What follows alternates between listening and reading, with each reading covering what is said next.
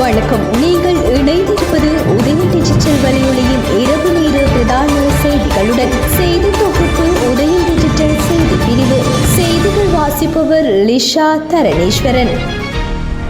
அரியாலை செம்மணி மனித புதைக்குழியில் நேற்று முன்னெடுக்கப்பட்ட பணிகளின் போது 5 என்பு தொகுதிகள் முற்றாக அகழ்ந்தெடுக்கப்பட்டுள்ளன. செம்மணி மனித புதைக்குழி மீதான 2ஆம் கட்ட அகழ்வு பணிகளின் 22ஆம் நாள் நடவடிக்கைகள் நேற்று முன்னெடுக்கப்பட்டன. இதன்போது 5 என்பு தொகுதிகள் முற்றாக அகழ்ந்து எடுக்கப்பட்டுள்ளன. இதன்படி இதுவரை 95 மனித என்பு தொகுதிகள் முழுமையாக அகழ்ந்தெடுக்கப்பட்டுள்ளன. நேற்றைய தினம் விடுமுறை என்பதால் அரை நாட்கள் மாத்திரமே அகழ்வு பணிகள் இடம்பெற்றன. புதிதாக என்பது தொகுதிகள் எவையும் அடையாளப்படுத்தப்படவில்லை. நீதிவான் ஆனந்தராஜாவின் கண்காணிப்பில் துறைசார் நிபுணரும் பேராசிரியருமான சோமதேவாவின் தலைமையில் அகழ்வு பணிகள் இடம்பெற்று வருகின்றன. காணாமல் ஆக்கப்பட்டோர் ஆணைக்குழுவின் சட்டத்தரணி பூரணி மரியநாயகம், சட்ட மருத்துவ அதிகாரி பிரணவன் செல்லையா தலைமையிலான குழுவினரும் யாழ்ப்பாண பல்கலைக்கழக மருத்துவ பீட மாணவர்கள் மற்றும் கலைப்பீட தொல்லியல் துறை மாணவர்களும் அகழ்வு பணிகளின் போது முன்னிலையாகி வருகின்றனர் என்பதும் குறிப்பிடத்தக்கது.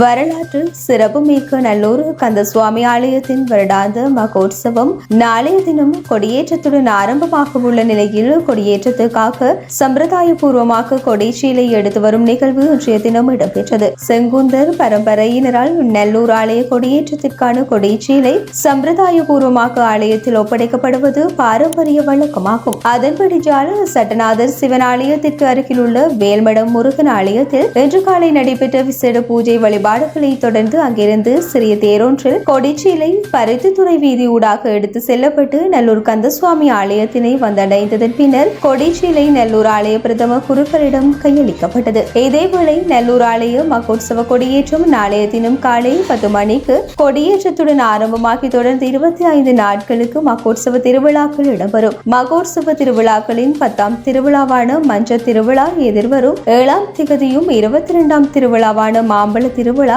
எதிர்வரும் ஆகஸ்ட் 19ஆம் திகதியும் 24ஆம் திருவிழாவான தேர் திருவிழா ஆகஸ்ட் மாதம் 21ஆம் திகதி காலையும் மறுநாள் 22ஆம் திகதி காலை தீர்த்த திருவிழா இடம்பெற்று மாலை கொடியிறக்கம் இடம்பெற்று மகோத்சவ திருவிழாக்கள் நிறைவு பெறவுள்ளமை குறிப்பிடத்தக்கது. நல்லூர் பெரும் திருவிழாவுக்கு என இம்முறை எடுத்து வரும் மணலை பேணி பாதுகாத்து தொடர்ச்சியாக பயன்படுத்துமாறு யாழ்ப்பாணம் மாநகர சபையிடம் யாழ்ப்பாணம் மாவட்ட செயலர் மருதலிங்கம் பிரதீபன் கோரிக்கை விடுத்துள்ளார். நல்லூர் பெரும் திருவிழாவுக்கு மணலை எடுத்து வருவது தொடர்பாக ஏற்பட்ட சர்ச்சை குறித்து விளக்கம் அளிக்கும் போது அவர் இதனை தெரிவித்தார். மேலும் தெரிவித்த அவர் நாளை ஆரம்பமாக உள்ள நல்லூர் பெரும் திருவிழாவுக்கான மணல் கோரிக்கை யாழ்ப்பாணம் மாநகர சபை அளவுக்கு முன்வைக்கப்பட்டது. அந்த கோரிக்கையை மருதங்கனி பிரதேச செயலரிடம் முன்வைத்த போது பிரதேச செயலர் அங்குள்ள சமூக மட்ட அமைப்பினருடன் தொடர்பு கொண்டு கலந்துரையாடலை மேற்கொண்டு கோரிக்கையை முன்வைத்த போது அவர்கள் அதற்கு மறுப்பு தெரிவித்தனர். இருந்தபோதும் நாகர்கோவில் மேற்கு பிரதேசத்தை சேர்ந்த விளையாட்டுக் கழகம் அதற்குரிய அனுமதியை வழங்கிய போது வன ஜீவராசிகள் திணைக்களத்திடம் அந்த கோரிக்கை முன்வைக்கப்பட்ட நிலையில் அதற்குரிய அனுமதியுமால் பெற்றுக்கொள்ள முடியவில்லை. அதனைத் தொடர்ந்தும் சமூக மட்ட அமைப்புகளுடன் கலந்துரையாடலை தொடர்ச்சியாக மேற்கொண்ட போதும் எவரும் அதற்குரிய சம்மதத்தை தெரிவிக்காத நிலையில் தனிநபர் ஒருவர் அரச காணியில் இருந்து மண்ணை பெற்று விநியோகிப்பதற்கான கோரிக்கையை முன்வைத்திருந்தார். அந்த கோரிக்கையானது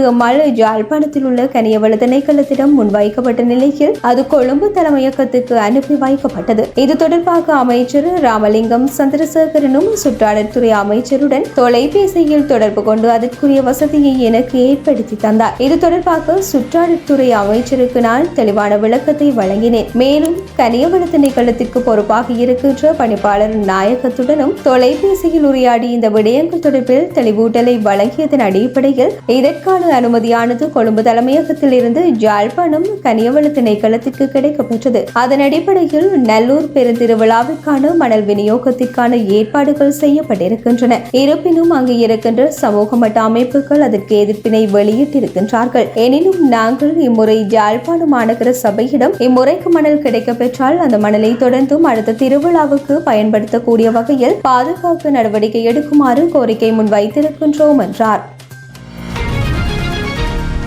கிளிநொச்சி அறிவியல் நகர் ஜாழ் பல்கலைக்கழக வளாகத்தில் பாதுகாப்பு கடமையில் ஈடுபட்டிருந்த காவலர் ஒருவர் மர்மமான முறையில் உயிரிழந்துள்ளார். கிளிநொச்சி அறிவியல் நகர் ஜாழ்ப்பாண பல்கலைக்கழக விவசாய பீட வளாகத்தில் பாதுகாப்பு கடமையில் ஈடுபட்டிருந்த 34 வயதுடைய காவலர் ஒருவரை இவ்வாறு உயிரிழந்துள்ளதாக தெரிவிக்கப்படுகின்றது. இவர் விவசாய பீடத்தின் மேல் மாடியில் இருந்து தவறி கீழே விழுந்து உயிரிழந்திருக்கக்கூடும் என ஆரம்பகட்ட விசாரணைகளின் போது கிளிநொச்சி மாவட்ட தடயவியல் போலீஸ் உத்தியோகத்தர்கள் சந்தேகம் தெரிவித்துள்ளனர். கிளிநொச்சி மாவட்ட நீதிவான் நீதிமன்ற நீதிபதி சம்பவ இடத்திற்கு நேரில் சென்று பார்வையிட்டதன் பின்னர் உடற்கூற்று பரிசோதனைக்காக கிளிநொச்சி மாவட்ட பொது மருத்துவமனையில் சடலம் ஒப்படைக்கப்பட உள்ளதாகவும் கிளிநொச்சி போலீசாரால் மேலதிக விசாரணைகள் முன்னெடுக்கப்படுவதாகவும் தெரிவிக்கப்பட்டுள்ளது. ஜனாதிபதி அனுரகுமார திசுநாயக்க மாலைதீவுக்கான அரசு விஜயத்தை ஆரம்பித்து இன்று காலை வெலானா சர்வதேச விமான நிலையத்தை சென்றடைந்தார். அங்கு மாலைதீவின் தேசிய பாதுகாப்பு படையின் மரியாதையுடன் ஜனாதிபதியை அந்நாட்டு ஜனாதிபதி கலாநிதி முகமது மொய்சு வரவேற்றார். ஜனாதிபதியை வரவேற்கும் முகமாக மாலைதீவு வெலானா சர்வதேச விமான நிலையத்தின் விசேட விருந்தினர் வருகை முனையத்தில் சிறுமிகள் குழு ஒன்று அழகிய கலாசார நடனத்தை நிகழ்த்தியதுடன் ஜனாதிபதி அந்த சிறுமிகளுடன் சிறு உரையாடலிலும் ஈடுபட்டார். ஜனாதிபதி அனுரகுமார திசுநாயக்கவை வரவேற்கும் உத்தியோகபூர்வ வைபவம் மாலைதீவு ஜனாதிபதி கலாநிதி முகமது மொய்சு தலைமையில் மாலைதீவின் தலைநகரான மாலையில் உள்ள குடியரசு சதுக்கத்தில் இன்று மாலை நடைபெறவுள்ளது. வெளிநாட்டு அலுவல்கள், வெளிநாட்டு வேலைவாய்ப்பு மற்றும் சுற்றுலாத்துறை அமைச்சர் விஜித ஹேரத் மற்றும் அரசாங்கத்தின் சிரேஷ்ட அதிகாரிகள் குழுவினரும் இந்த விஜயத்தில் கலந்து கொண்டுள்ளனர் என்பதும் குறிப்பிடத்தக்கது. உயர்த்த ஞாயிறு தாக்குதல்கள் தொடர்பில் பேராயர் கர்தினால் மெல்கம் ரஞ்சித் ஆண்டகை உள்ளிட்ட அனைவரும் தற்போது விசாரணைகள் நியாயமாக முன்னெடுக்கப்பட்டு வருவதை நன்கு அறிவார்கள். இதனுடன் தொடர்புடைய சூத்திரதாரிகள் விரைவில் சமூகத்துக்கு வெளிப்படுத்தப்படுவர் என அமைச்சர் சமந்த வித்யாரத்ன தெரிவித்துள்ளார். அவர் மேலும் தெரிவிக்கையில், கடந்த ஆட்சி காலங்களில் இந்த விசாரணைகள் தொடர்பில் நம்பிக்கையற்ற தன்மையே காணப்பட்டது. கடந்த காலங்களில் விசாரணைகள் முன்னெடுக்கப்பட்ட போதிலும் சட்ட ரீதியான நடவடிக்கைகள் முன்னெடுக்கப்படவில்லை. ஆனால் இன்று சட்டம் முறையாக நடைமுறைப்படுத்தப்படுகின்றது என்ற நம்பிக்கை ஏற்பட்டுள்ளது. நீண்ட காலத்தை எடுத்துக்கொள்ளாது விரைவில் இந்த உண்மைகள் சமூகத்துக்கு வெளிப்படுத்தப்படும் என்றார். தங்கள் பிரச்சினைகளுக்கு தீர்வு காணப்படாவிட்டால் 48 மணி நேர அடையாள வேலை நிறுத்தத்தை தொடங்குவோம் என்று ரயில்வே சாரதிகள் சங்கம் தெரிவித்துள்ளது. 2025 ஜூலை 22 அன்று போக்குவரத்து அமைச்சு மற்றும் ரயில்வே திணைக்களத்துக்கு அனுப்பப்பட்ட கடிதம் தொடர்பாக நேர்மறையான பதில் கிடைக்கவில்லை என்றால் ஜூலை 30 மற்றும் 31ஆம் திகதிகளில் வேலை நிறுத்தம் நடாத்தப்படும் என்று சங்கத்தின் பொதுத் தலைவர் கேஜு கோந்தசிங் குறிப்பிட்டுள்ளார். குறிப்பாக ரயில் சாரதிகள் சங்கம் எதிர்கொள்ளும் நிர்வாக பிரச்சனைகள் மற்றும் உள்கட்டமைப்பு தொடர்பாக ஒரு தீர்க்கமான தீர்வு காணப்படாவிட்டால் இந்த வேலை நிறுத்தம் தவிர்க்க முடியாமல் மேற்கொள்ளப்படும் என்றும் அவர் எச்சரித்துள்ளார். இந்த விடயம் தொடர்பில் திருப்திகரமான பதிலை எதிர்பார்ப்பதாகவும் அப்படி ஒரு பதில் கிடைத்தால் மாத்திரம் வேலை நிறுத்தம் தற்காலிகமாக நிறுத்தப்படும் என்றும் அவர் மேலும் தெரிவித்தார்.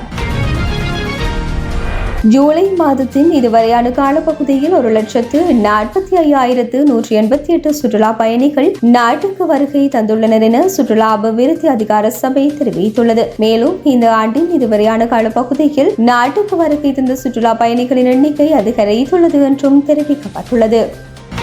இத்துடன் உதய டிஜிட்டல் வலையொலியின் இரவு நேர பிரதான செய்திகள் நிறைவடைகின்றன. தொடர்ந்தும் நாளை காலை நேர செய்தி சுருக்கத்துடன் இணைந்திருங்கள். வணக்கம்.